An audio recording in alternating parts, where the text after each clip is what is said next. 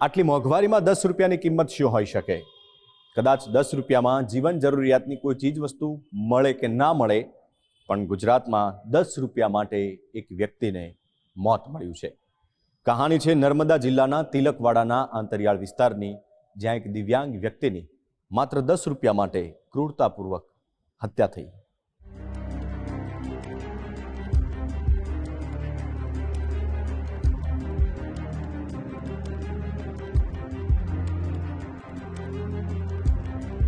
રસ્તે જતા બે વ્યક્તિઓના ટુ વ્હીલર અથડાય અને બંને પક્ષકારો વચ્ચેની ઉગ્ર બોલાચાલી જોતજોતામાં લોહિયાળ હુમલામાં પરિણમે કે પછી નજીવા રૂપિયાની લેતી દેતીમાં થયેલો વિવાદ કોઈ વ્યક્તિ માટે જીવલેણ બની જાય.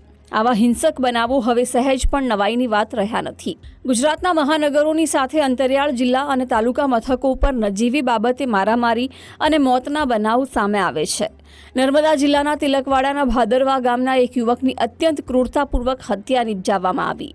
41 વર્ષીય રાજેશ તડવીને જન્મથી જ પેરાલિસિસની તકલીફ છે. દિવ્યાંગ હોવા છતાં જાત મહેનત કરીને માંડ રાજેશ તડવી ગુજરાન ચલાવે છે. ભાદરવા ગામના બસ સ્ટેન્ડ પાસે આવેલી દુકાનથી રાજેશ તડવી કરિયાણાનો સામાન લઈને ઘરે જઈ રહ્યો હતો. આ સમયે ભાદરવા ગામના જ એક યુવક ધર્મેન્દ્ર તડવીએ રાજેશ પાસે 10 રૂપિયા આપવાની માંગણી કરી. જો કે રાજેશ તડવીએ તેની પાસે હાલ 1 પણ રૂપિયો ન હોવાથી આપવાની ના પાડી દીધી. બસ આટલી વાતનું માઠું લાગી જતા ધર્મેન્દ્રએ ઉશ્કેરાઈને દિવ્યાંગ રાજેશ તડવીને ધક્કો મારીને રોડ પર નીચે પછાડી દીધો. જે બાદ છાતી, માથા અને ગળાના ભાગે ગળદાપાટું મારવા લાગ્યો. આસપાસના લોકો આવીને સ્થિતિ થાળે પાડી તે પહેલા 2 પગથી ગળાનો ભાગ દબાવી રાજેશ તડવીને મોતને ઘાટ ઉતારી દીધો. રાજેશ તડવીનું ઘટના સ્થળે જ કરુણ મોત નીપજ્યું. આ હત્યા બાદ આરોપી ધર્મેન્દ્ર તડવી ઘટના સ્થળેથી ફરાર થઈ ગયો. જે રાજેશભાઈ કરીને વ્યક્તિ હતા તે પોતે પેરાલાઇઝ હતા અને તેઓ પોતાનું કરિયાણું લઈને ઘરે જઈ રહ્યા હતા. એ જ સમયે જે ધર્મેન્દ્ર નામનો વ્યક્તિ હતો તેના દ્વારા તેમની પાસે 10 રૂપિયાની માગણી કરવામાં આવી અને જો રાજેશભાઈએ પૈસા ન આપતા તે ધર્મેન્દ્ર નામના વ્યક્તિએ તેમના પર હુમલો કર્યો અને તેમને લાતો મારી. ત્યારબાદ પોતાના જ પગ વડે તેને ગળું દબાવી હત્યા કરવામાં આવી. રાજેશભાઈ પોતે પેરાલાઇઝ હોય તેઓ આ અંગે પૈસા આપવાની ના પાડતા અને સામેવાળા વ્યક્તિ જે ધર્મેન્દ્ર હોય, આરોપી હોય, જેને પોતાના અંગત ખર્ચ માટે પૈસાની જરૂર હોય, એટલે એ બંને વચ્ચે બોલાચાલી ઝઘડો થતા અને તેઓ જે ધર્મેન્દ્ર દ્વારા રાજેશભાઈની આ રીતે હત્યા કરવામાં આવી છે.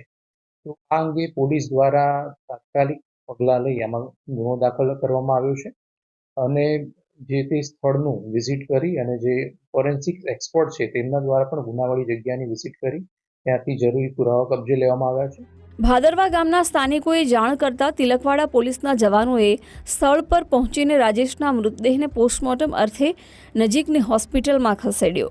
મૃતક રાજેશ તડવીના પરિવારમાં આક્રંદની સાથે જ આક્રોશનું મોજું ફરી વળ્યું. તિલકવાડા પોલીસે હત્યા કેસમાં ત્વરિત કાર્યવાહી કરીને ગણતરીના કલાકોમાં જ હત્યારા ધર્મેન્દ્ર તડવીને ઝડપી જેલના સળિયા પાછળ ધકેલી દીધો.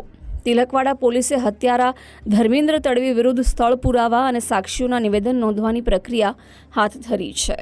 આરોપી ધર્મેન્દ્ર જે ભાદરવા ગામનો હોય, જે પોતે કંઈ કામ ધંધો ન કરતો હોય અને પોતાના અંગત ખર્ચ માટે તે સામેવાળા જે રાજેશભાઈ છે તેમની પાસે 10 રૂપિયાની માગણી થઈ છે.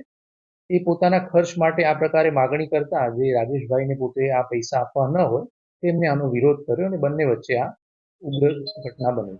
41 વર્ષીય પેરાલિસિસથી પીડાતા વ્યક્તિની નિર્મમતાપૂર્વક થયેલી હત્યાને પગલે તિલકવાડા પંથકમાં વસવાટ કરતા લોકોમાં અરેરાટી ફેલાઈ ગઈ છે.